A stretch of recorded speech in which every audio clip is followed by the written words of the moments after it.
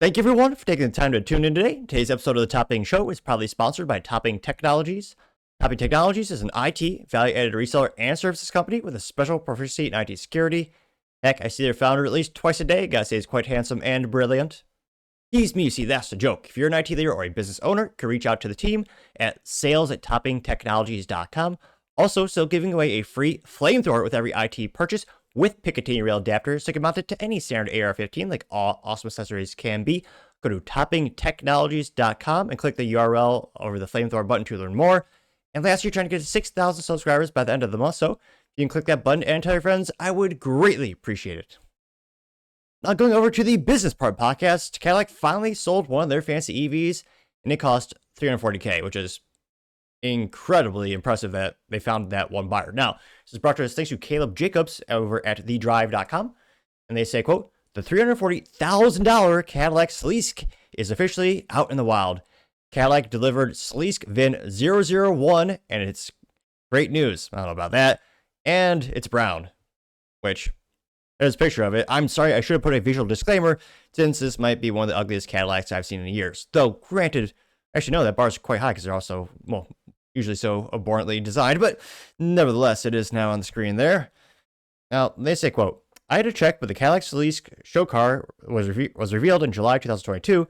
That means we've been hearing about the, quote, new standard of the world from General Motors, luxury brand for the last 3 years, or whereabouts.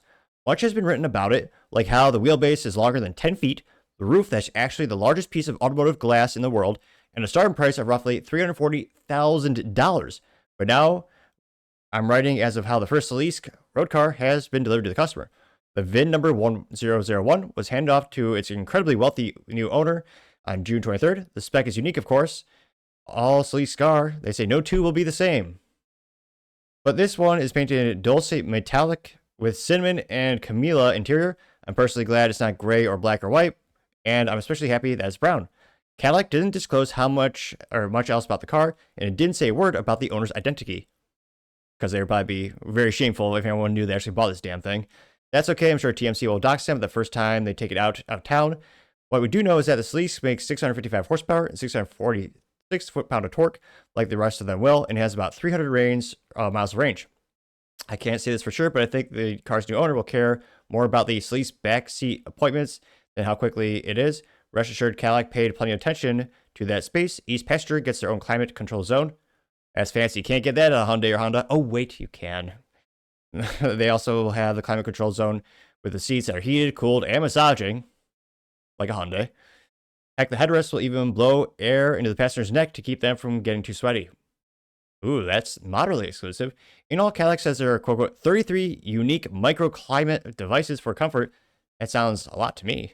Here we'll see some other pictures of this Cadillac, which, yeah, it's certainly looks like a car. It has 4 wheels. I'll give him that much. Again, this is the frugality of me thinking the first thing. Giant, the world's largest glass roof with GM build quality. What could possibly go wrong?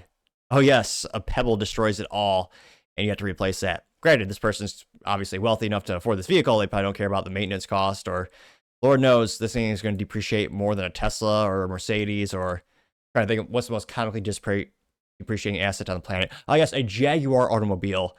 Yeah, this $360,000 base price for this thing. It's just insane. Now they say that, quote, essentially everything about the Celestiq is superlative. It's pricey as a Rolls-Royce Ghost, and as long as a standard shipping container at 18.1 feet. It's a total moonshot from Cadillac, and now that even the tires remain on the road, it's time to find out how much it fares against the Earth's greatest luxury vehicles. And no matter how patriotic you are or aren't, it feels good to root again the USA on this one. Yeah. Yeah. Think of the quality of General Motors in general. 12 plus recalls this year thus far. Obviously, it's not as bad as Ford. No one is. But I can't help but think this is just the biggest disappointment on the planet in terms of a halo car for Cadillac. This is, you know, they say they want to put more EV Cadillacs on the road, and the sales are technically increasing. But I at least like the owners having a unique, the article kind of roasts the paint style, and half the comments do as well, or the paint color. You're not going to actually get too much critique from me since I'm kind of weird. I actually love my green car, and I got my heart set on getting a green Porsche one of these days once I, grow my tech company. So you're never going to hear me critiquing too many car colors. I tend to like them a little more unique. And this actually is nice to have a Cadillac that isn't just black or white like so many vehicles are on the road these days. It's just, I think it's comical to think Cadillac believes they're going to sell, I believe, 36. They finally sold the first one. And can't but wonder, is this just, now, it does remind me of a great YouTube channel called Forgotten Weapons. It's a great web archive as well. It reminds me of that because some of the most collectible, most valuable firearms on the planet are commercial failures. Because again, a commercial failure means there are very few produced. A lot of those prototype guns are worth millions of dollars. I mean, that's what really makes Forgotten Weapons really interesting, is the weird guns that failed commercially that eventually became collectible. I usually say EVs depreciate like a rock. They're trash. You're not going to be able to maintain them over 10 years. This actually might become a collectible. I mean, this might be, this is serial number one. Maybe they only sell one. I mean, in 50 years, maybe it'll be worth something. It's not out of the realm of possibility. But yeah, in terms of, how many of these things are actually going to move, and does this really inspire excitement for the brand? The purpose of a halo car or, a top car in your portfolio is to really generate some excitement, get some people to go to the showroom. And obviously, they want that car, but they end up getting the more entry-level vehicle. I mean, perhaps the best company in history in terms of a use case would probably have to be Audi with the R8, which is a great V10 or V8 with a stick shift rear engine vehicle. And maybe even the 2004, 2005 Ford GT. They both really elevated the brands and got people to go to the showrooms and had a great effect on the businesses, moving even more units. When it comes to this, I almost think it's cute. They're trying to compete with Rolls-Royce, which again, Rolls-Royce actually holds their value pretty well. I mean, certainly better than Bentley, which again, Bentley might actually be the biggest piece of depreciating asset on four wheels that you can buy. And I can't help but think they're looking for a market for a luxury EV. Lucid is out there. I'll give Cadillac credit. This is much more beautiful than Lucid, aesthetically speaking. That's not saying much, but let me know. Do you think this is really going to elevate the brand? It is interesting to see the first unit finally move. And yeah, let me know in the comments. How do you think this will elevate the whole Cadillac brand? Personally, if I got a free Cadillac and the caveat is you win this lottery, you can't sell it. I mean, I would never pick this. I'd probably get the CT5V Blackwing with stick shift. Last V8 stick shift GM makes, and that's very sad to think.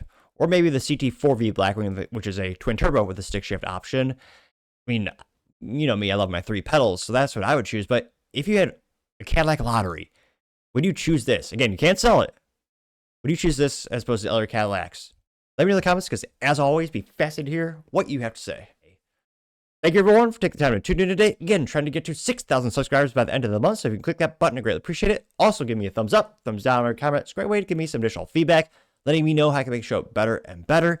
And lastly, don't forget to take time to tell your family, tell your friends, tell your coworkers, heck, tell your enemies, tell anyone and everyone. Just stay safe, fight the good fight.